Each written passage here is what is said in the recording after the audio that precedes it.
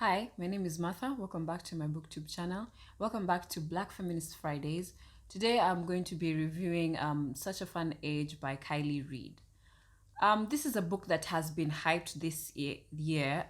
Basically, almost everyone has read it. It's been all over Instagram, all over Twitter and stuff. There's been like a lot of hype surrounding this. I wasn't going to pick it, but then I requested an arc and then they rejected me. But it's okay, I'm still starting out, but we move because I got a library copy of it, a digital copy. Um, Anyway, so I see why people liked this book. I should preface this by saying I gave it a 3 stars. I see why people liked it though. I see why a lot of white reviewers liked it in particular.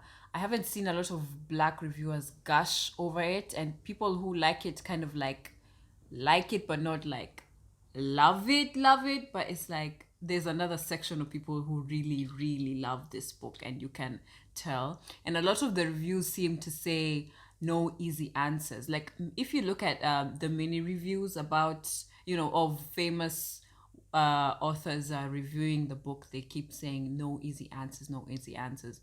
And my answer is very simple for the problems of this book.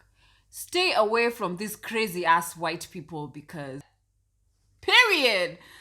But okay, just joking, but like the things that were happening in this book, like damn, this thing was crazy. I would compare this to Get Out, only without the horror element, but to be honest, everything was just horrifying.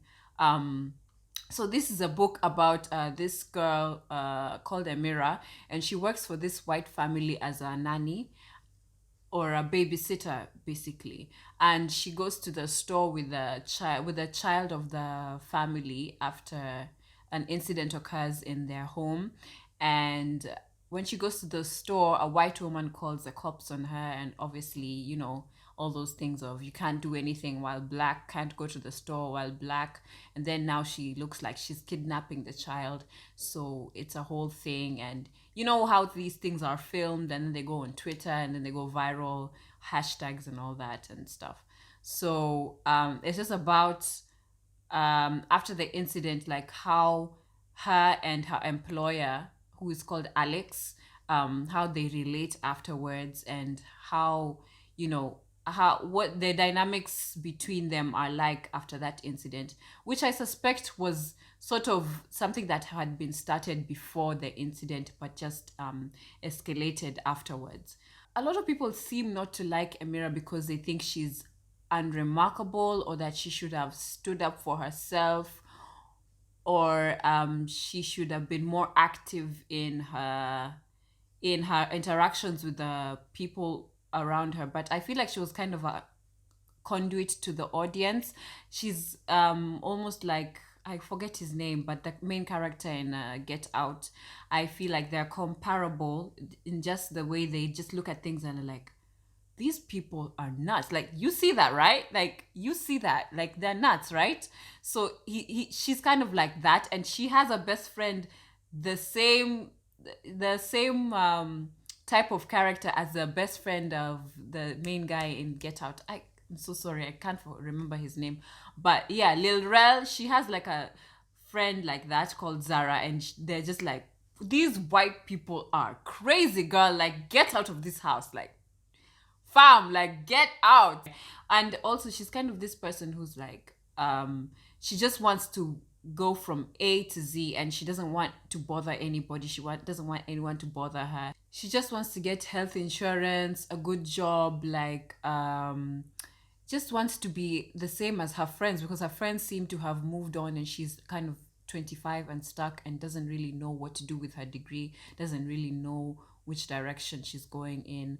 And she just wants to be normal. And I found it refreshing because a lot of the narratives that are written about black girls recently, in the recent years, are about black excellence, black cool, black girl magic, strong black woman, which I have problems with those narratives. And this particular character was refreshing. that she just wanted to be normal and just wants to go from point A to Z and just kind of trying to survive. Like, she's aware of racism and white supremacy, but like she just wants to live. Like, she's not trying to do social justice. Like, not everyone can do the same thing. I kind of admired that about her, and I think she was revolutionary in her own way, and she just gave her own. It's just another slice of the life of a Black woman, which I appreciated, because when you contrast how she wanted just to go day to day and the way the characters were treating her, they kind of wanted her to be that strong Black woman, that hyper woman, that person who's fighting for her rights, fighting against racism. And you kind of see how not everyone really wants to, and some white people and allies are really invested in minorities fighting against supremacy and oppression and stuff. And some of us are just not interested in fighting every day. Like, sometimes rest, like warrior rests. Yeah. So the next thing I want to talk about is the N word, and this is why my rating is 3 out of 5. This is the thing. I'm not here to police a Black woman or any Black person on how they should use the N word in whatever way. I mean, it was peppered all over the book and in appropriate ways as well. Okay, by appropriate ways, I mean from Black characters. So, okay, so if you're going to write the N word in all its glory, or in all its ugliness, I should say, with the hard R at the end, and you're making a white man character say it, yeah? And Amira is just sitting there and taking it in, and she just moves on. First of all, this is early on into the relationship. I should say that this guy thinks he is woke, and thought he could just say it because it was in context.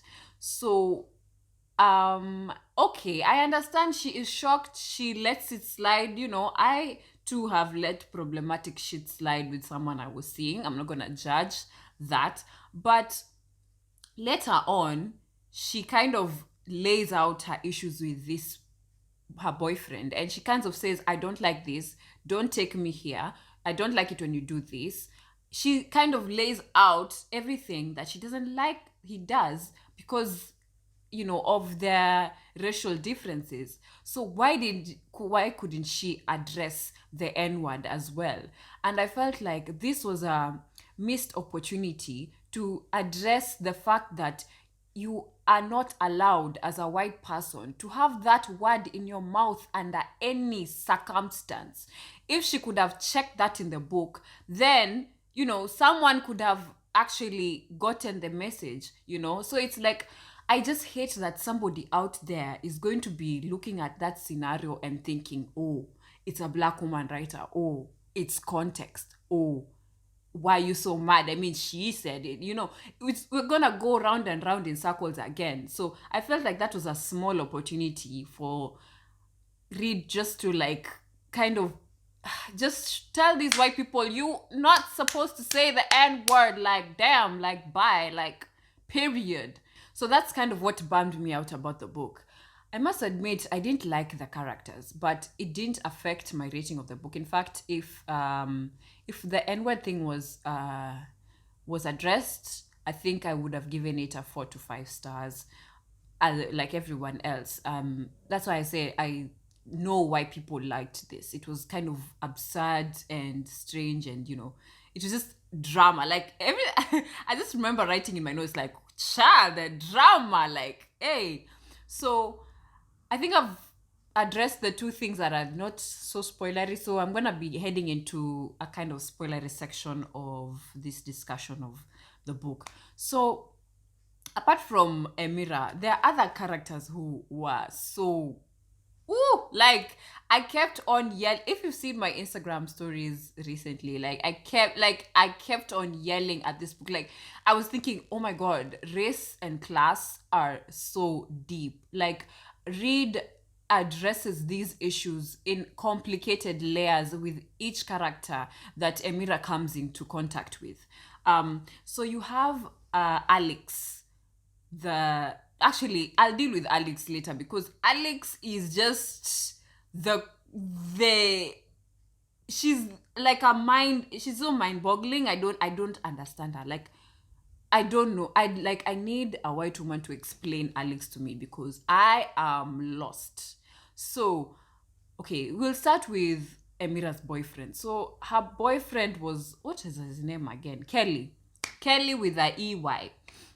So he's this kind of Sean King, white steel proven black, kind of Sam Whiteout, that guy from Twitter, or the white character from Dear White People, or the white character from Power. I don't watch Power, so I don't know his name, and I've forgotten the guy from Dear White People.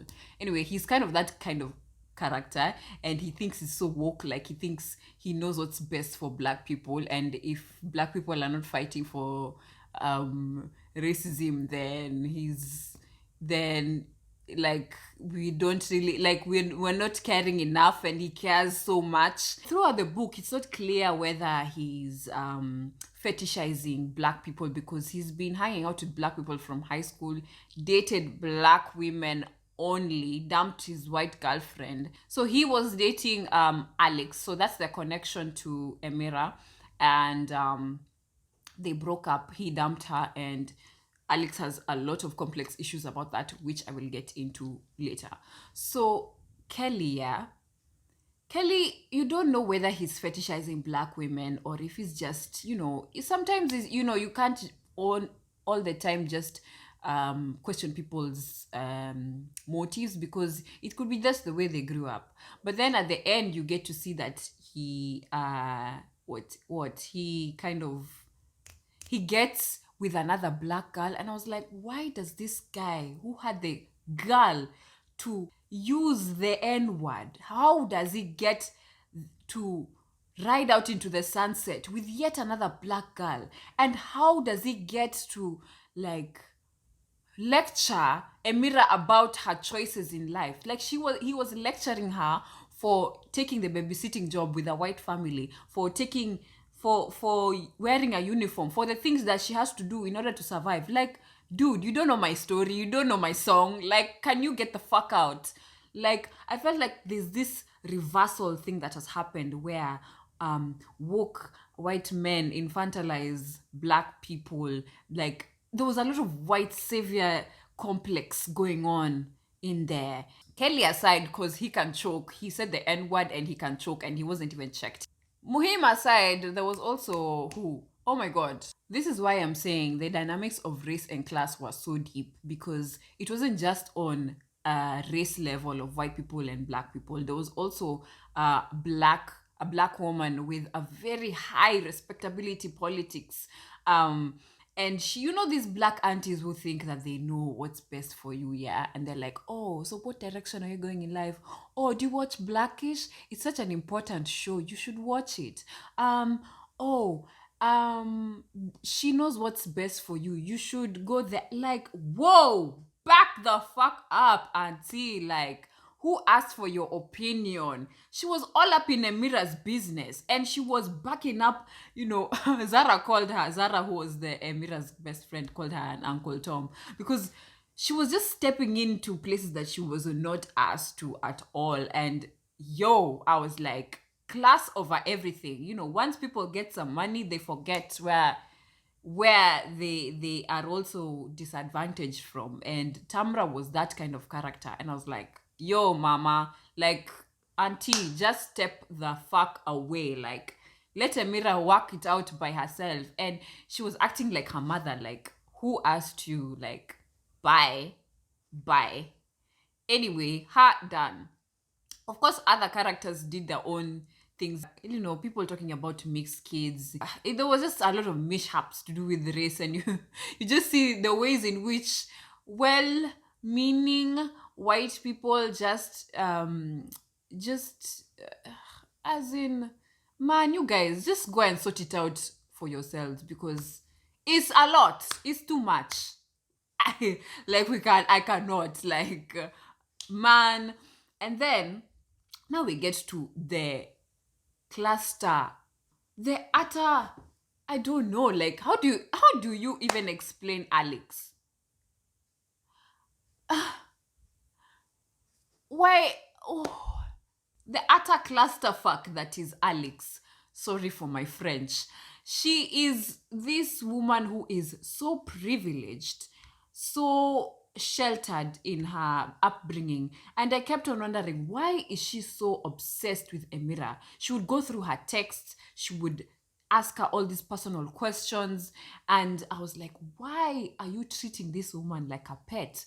And it was confusing me because I was like, are you treating her like a pet because you are mad that because Kelly did not care about you all those years ago, that she must care about you? And because now Emira and Kelly are now dating, that is like you're trying to get back at black girls somehow because he did not choose you, he chose all these black girls? Or was it just I actually had a discussion with somebody and she brought up that Alex had wild control issues, and you could see how the layers of white saviorism, that complicated relationship of black and white women in America, and the mommy stereotype, like the mommy complex was through the roof, and the white privilege and the class privilege. And as in, I was just like, what is wrong with Alex? Like,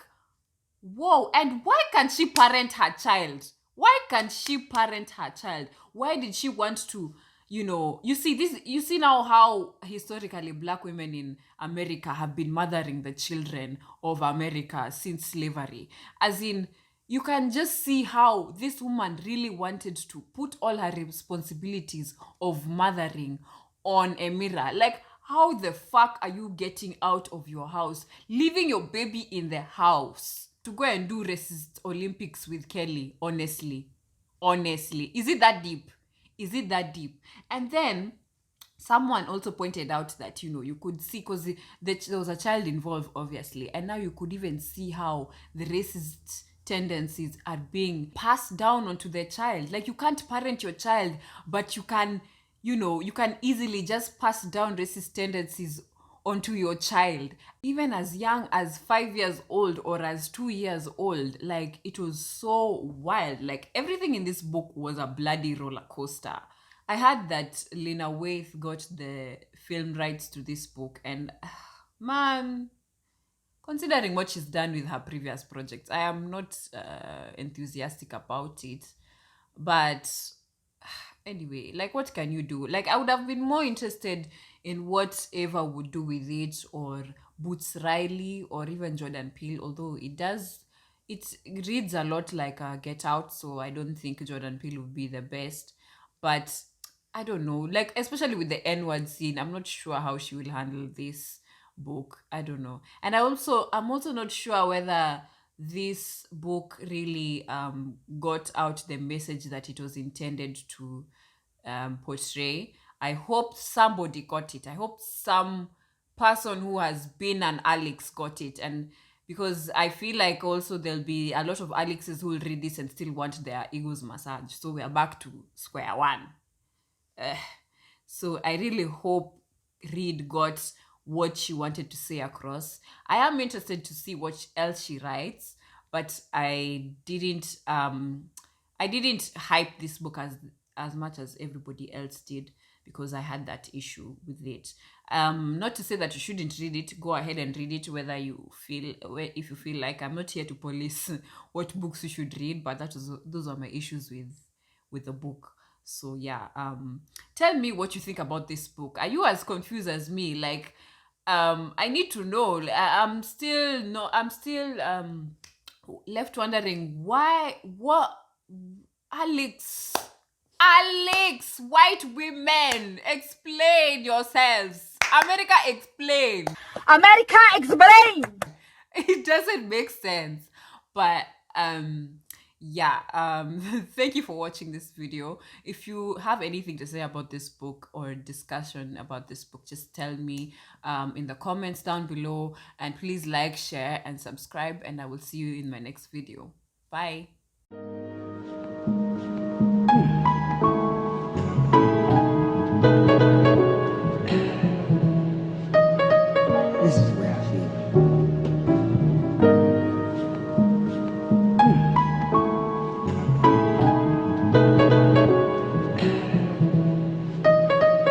is